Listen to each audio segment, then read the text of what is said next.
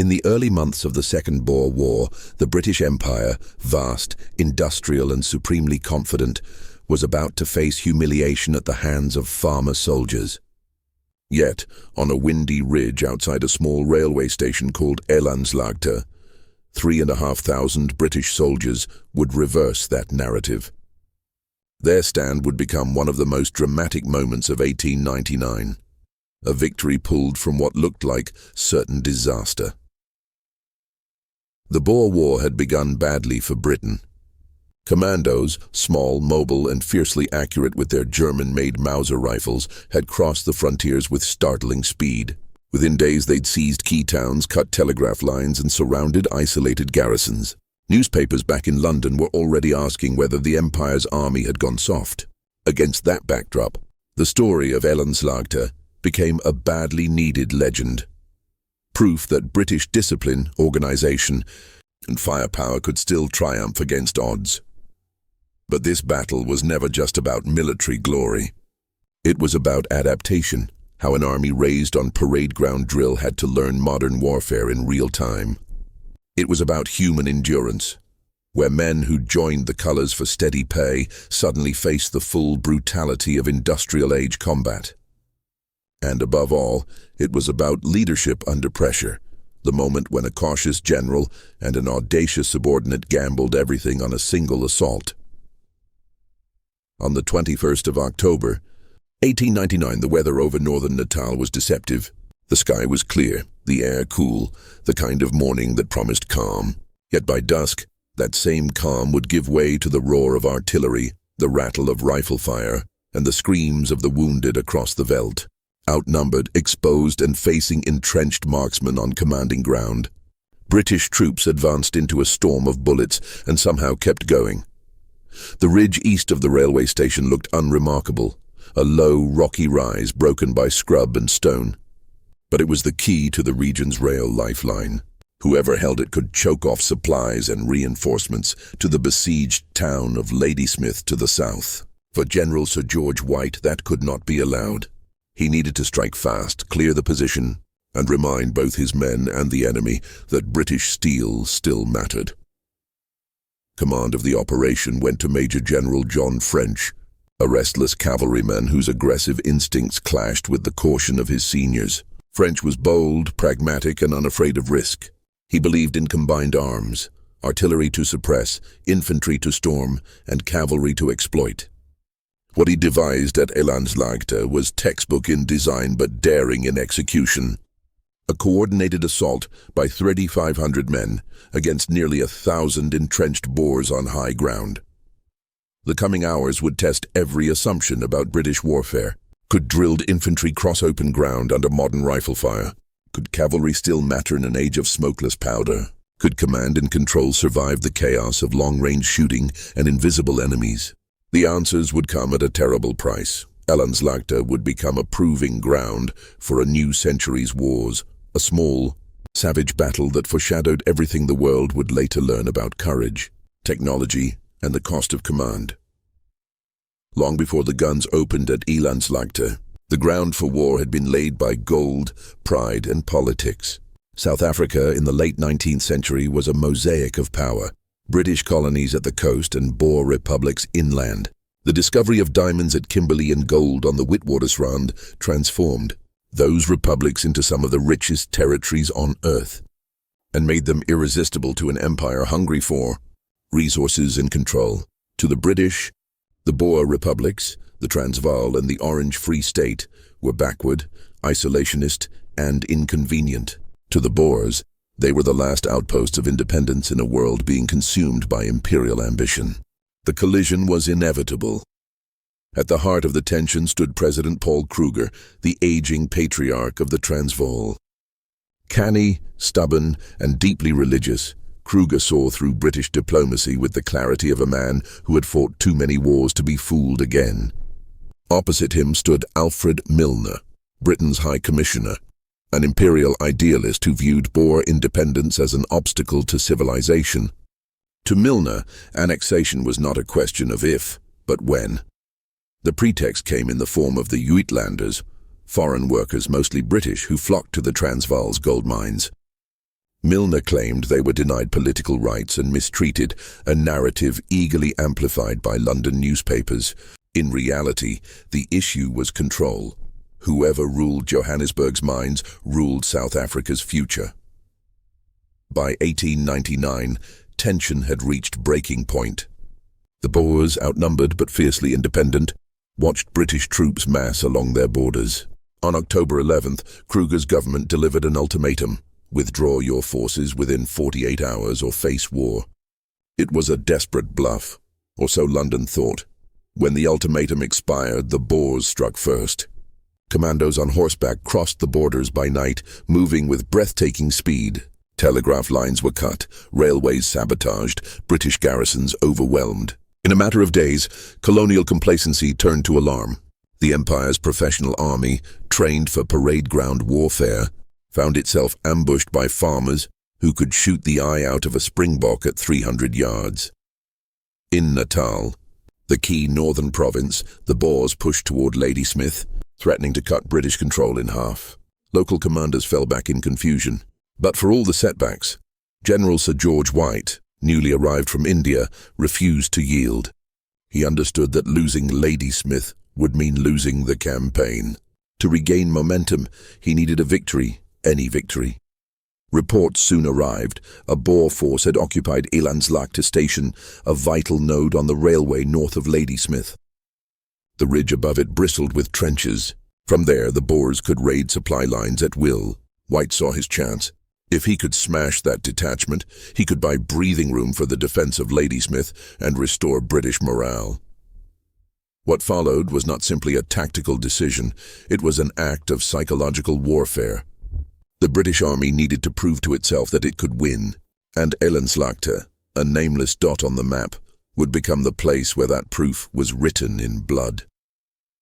At Ladysmith's field headquarters, tension hung as heavy as the midday heat. General Sir George White, 64 years old and schooled in the wars of empire, understood the burden of command. He had led men from Afghanistan to Burma and India's northwest frontier, earning his Victoria Cross decades earlier for charging into chaos. Yet nothing in his career had prepared him for the fast, fluid warfare now sweeping across Natal. The Boers were not the kind of enemy his manuals described. They had no fixed formations, no predictable front lines, no brightly colored uniforms to mark them out. They appeared, struck, and vanished, hitting telegraphs, trains, and outposts with uncanny precision. White's reports from the front were grim. British columns harried, communications severed, morale fraying. Then came the message that changed everything. Scouts confirmed that a Boer commando of roughly 900 to 1,000 men, under the command of a German-trained officer, had dug in near Elandslaagte station, just 15 miles north. Their trenches commanded the railway, the artery feeding Ladysmith's defenders. If left unchecked, the Boers could cut the line, isolate the garrison, and doom White's entire command. White studied his maps and weighed his options.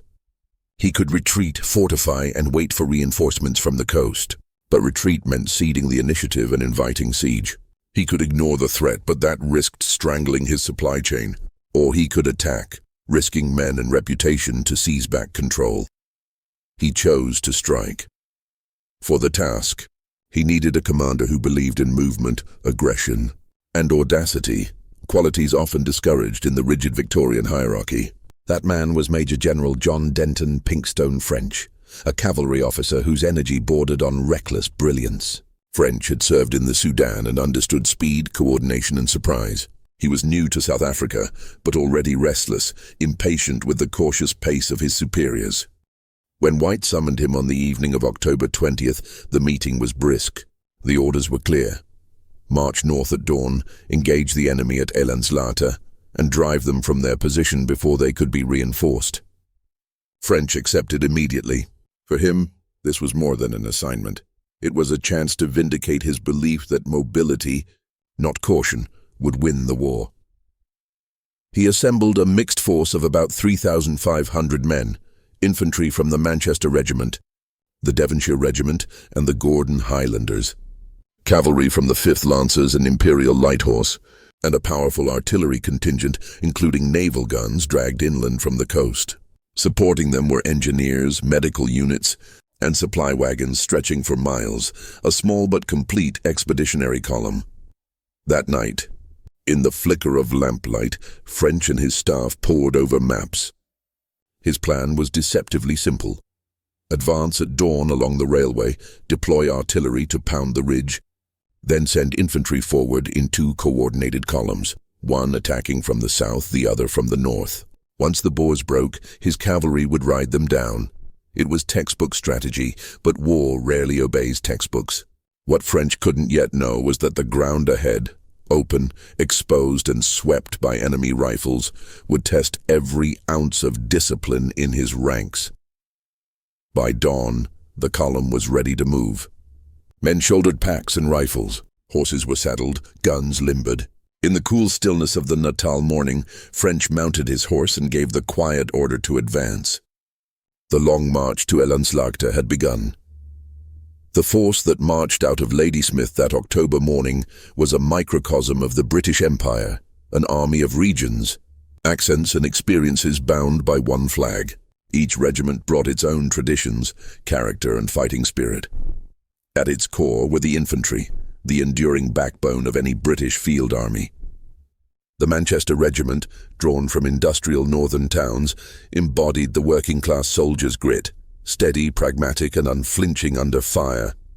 Alongside them, the Devonshire Regiment represented rural steadiness and discipline, men accustomed to hard labour and long marches.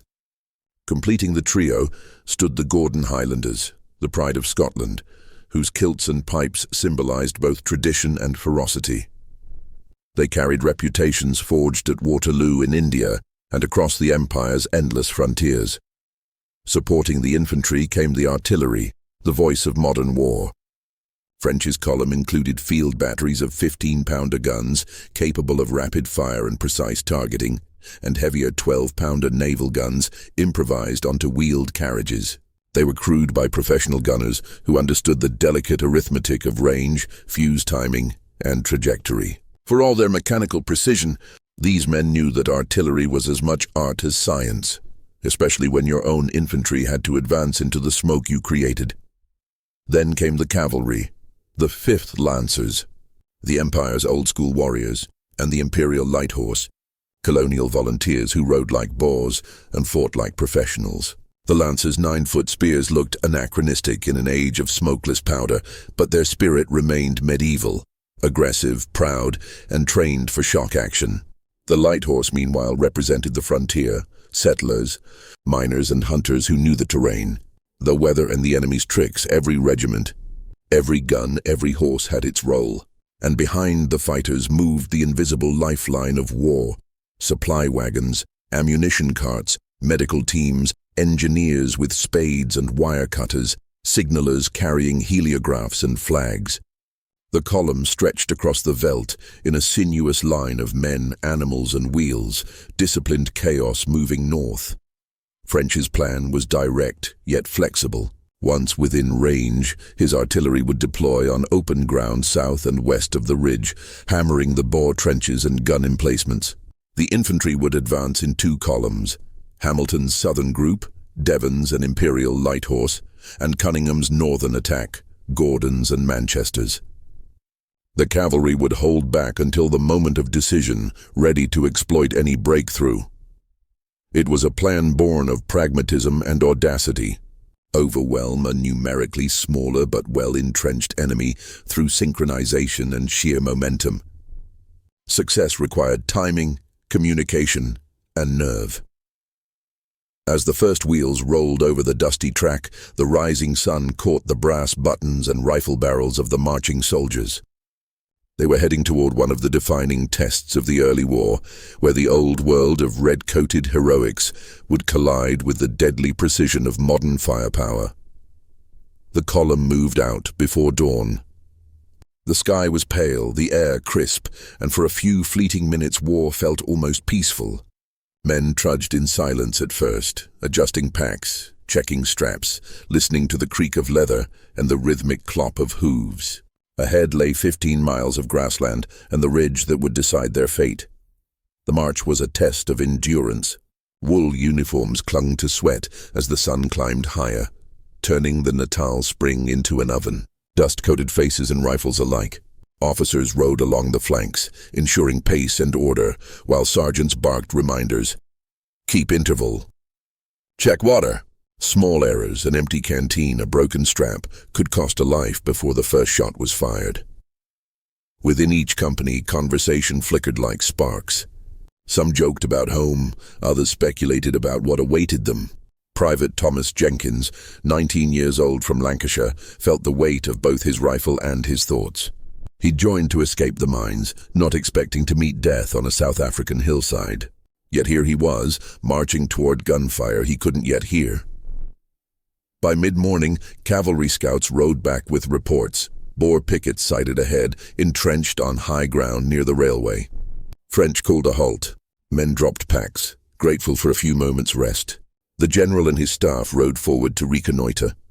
From a small rise, French raised his binoculars and studied the field. The Boer position dominated everything, a long ridge running north to south, lined with rocks and earthworks. He could see trenches, rifle pits, and flashes of sunlight off metal. The defenders had picked their ground perfectly. Any frontal attack would mean crossing open land under the muzzles of expert marksmen.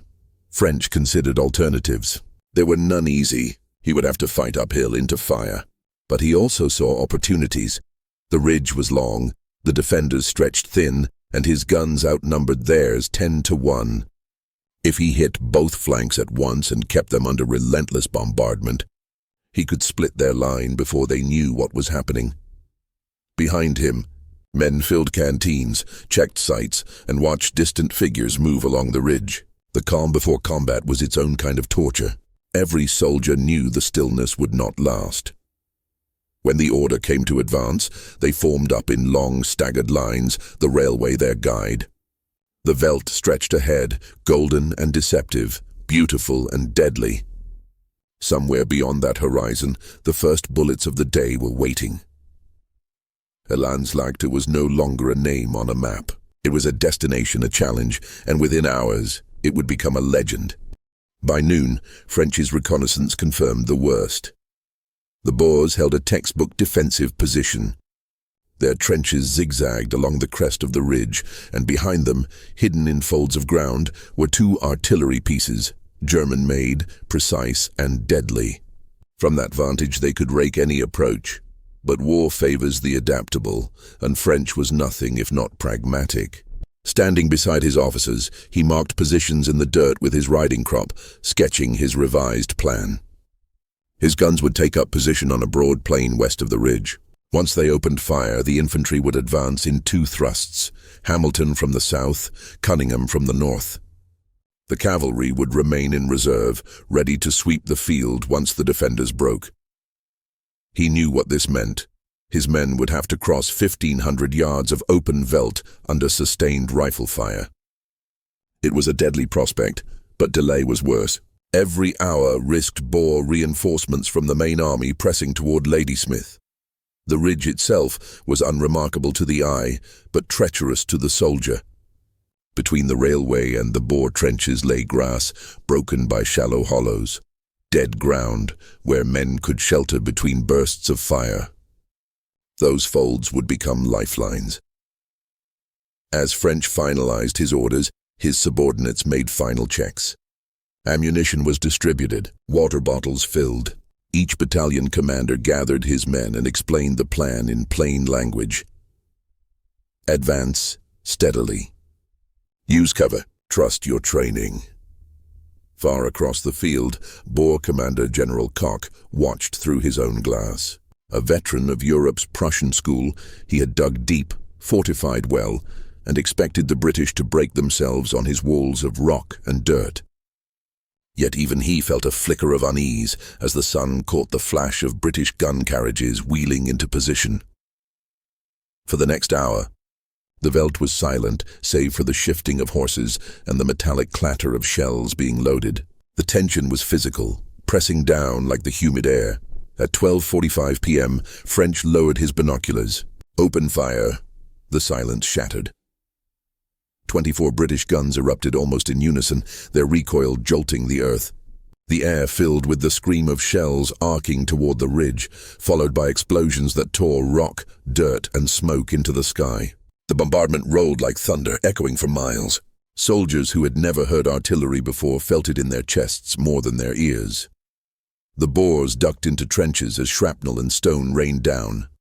For all their courage, they had never faced such concentrated firepower.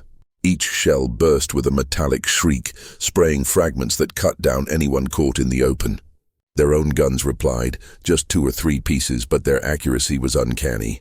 A British field gun was struck and silenced, its crew shredded where they stood. Still, the imbalance was overwhelming. For an hour, the ridge disappeared behind a curtain of dust and smoke. Gunners swabbed, reloaded, and fired again, each round walking closer to the Boer positions. The rhythm became mechanical. Load, aim, fire, repeat. Officers adjusted elevation through haze so thick it blurred the line between earth and sky. For the men watching, time distorted. Minutes felt like hours. The noise was ceaseless, a rolling thunder punctuated by the whine of fragments and the distant crack of rifles. Even miles away, townsfolk heard it and knew a great battle was underway. At 2 p.m., the order came down the line. Prepare to advance. The bombardment shifted higher up the ridge, laying a lifting fire to mask the infantry's movement. It was the moment of truth. The guns fell briefly silent. The sudden quiet was almost worse than the noise. Across the field, thousands of soldiers took a deep breath, fixed bayonets, and waited for the signal. Then came the bugle. The British lines surged forward into history. On the right, the Gordon Highlanders and Manchester Regiment advanced across the plain, rifles low, bayonets glinting. On the left, the Devons and Imperial Light Horse moved toward the ridge's southern flank. Each man spaced several yards apart, keeping formation through shouts and signals. The first volley from the Boer trenches was like a single tearing sound, hundreds of Mauser rifles firing as one. Bullets hissed and snapped through the grass, invisible and lethal. Men fell in the first 100 yards, some silently, others crying out. But the advance did not stop. The veterans led by example. Colonel Cunningham rode calmly among the Highlanders, his kilted men firing by sections, leapfrogging forward.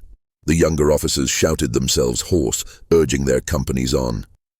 Private Jenkins of the Manchesters stumbled over a body and kept running, his breath ragged, ears ringing. On the left, Colonel Ian Hamilton realized his attack was stalling under deadly crossfire. Thinking fast, he dispatched scouts to find a covered approach.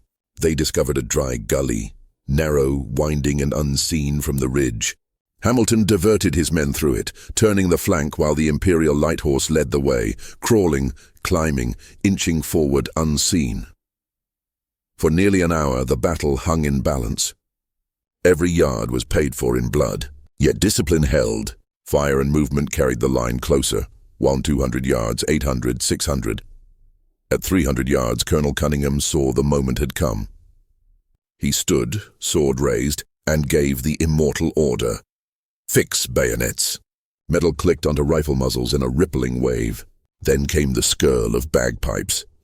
The Highlanders rose from the grass and charged, kilts flying, pipes wailing through the smoke. The sight was unreal, ancient ritual meeting industrial war. The Boers fired desperately, but the momentum was unstoppable. At 50 yards, their fire faltered. At 25, panic rippled through their line. Then steel met flesh. What followed was chaos. The British stormed the trenches in brutal hand-to-hand combat. Bayonets, rifle butts, and fists replaced volleys. Some Boers surrendered, others fought to the last. The air reeked of cordite, sweat, and blood. When it ended, the ridge was British. Hamilton's men erupted from the gully to seize the southern flank, completing the envelopment. The Boers broke, running for their horses and retreating north. The battle had turned, but French was not finished. The moment the Boers began to run, French seized his chance. Turning to his cavalry commander, Colonel Scott Moncrief, he issued the words every horseman longed to hear. Charge. 505th Lancers thundered across the field, lances lowered, pennons fluttering. It was a vision from another century, steel and horseflesh surging into the smoke of modern war. The ground trembled beneath them. Ahead, the fleeing Boers looked back in horror. Some tried to form up and fire, others scattered. It made little difference. The impact was devastating. Lances pierced, sabers slashed, men and horses collided in a blur of dust and blood. In less than 15 minutes, the pursuit stretched for miles across the veldt. The discipline of parade gave way to the frenzy of combat. Critics later called it slaughter. Supporters called it justice. Either way, it ended the battle. By dusk, the ridge and the station were firmly in British hands. Boer Commander General Koch lay mortally wounded, one of over 200 dead. British losses were similar in number, but the psychological reversal was complete. As darkness fell, lanterns flickered among the wounded. Doctors and orderlies worked through the night, binding, cutting, and comforting. Officers walked among the fallen, unable to tell friend from foe in the gloom. War, stripped of glory, revealed its true face. At dawn the next day, the battlefield was silent, but for the groans of the wounded and the distant cry of scavenger birds. Elandslaagte was a victory, tactically flawless, emotionally cathartic, and yet strategically hollow. French's triumph should have opened the road north, possibly relieving Ladysmith before the siege tightened. Instead, General White, wary of overextension, ordered a withdrawal back to town. Within days, Boer reinforcements reoccupied the station. The line was lost, and the siege began. For the soldiers who fought there, that retreat was bitter.